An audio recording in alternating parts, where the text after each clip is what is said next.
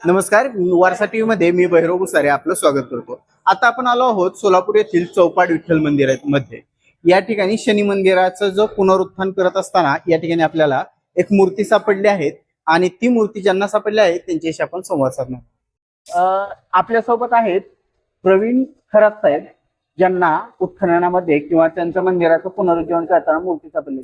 साहेब, ही मूर्ती आपल्याला कधी सापडली, कुठे सापडली? ते आता आपलं हे चौपाट विठ्ठल मंदिर आहे.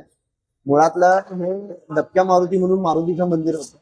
त्यानंतर हळूहळू मंदिर आपण स्थापन करण्यात गेला. आता ही सोलापुरातल्या गावठाण भागातलं चौपाट विठ्ठल मंदिर म्हणून प्रसिद्ध आहे. चौपाट विठ्ठल मंदिराचं शनी मंदिर म्हणून जे मंदिर आहे त्याचा जीर्णोद्धार करताना त्याचं जेव्हा बांधकाम चालू केलं त्यावेळेस ही मूर्ती आम्हाला इथे आढळली. ती मूर्ती आम्हाला ज्यावेळेस आढळली तेव्हा आम्ही आमच्या परिसरात राहणाऱ्या सोनाली गिरी मॅडम आहेत त्यांच्याशी संपर्क केला. मग त्यांच्याशी संपर्क केला असता त्यांनी सांगितलं की स्वतः येऊन पाहते. त्यांनी या मूर्तीची माहिती घेतली. त्यानंतर त्यांनी सोलापूर विद्यापीठ कोळेकर सर म्हणून कोळेकर सरांना सांगितलं की तुम्ही या आणि मूर्तीबद्दल अधिकची माहिती आमच्या मंडळात म्हणजे आमच्या चौपाट विठ्ठल मंदिरातील ट्रस्टीला सांगा.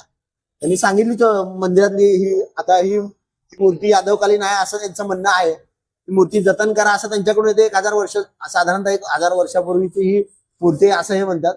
मी आमच्या ट्रस्ट सोबत एक मीटिंग घेऊन चर्चा करू आणि ह्याबाबतचा पुढील निर्णय आम्ही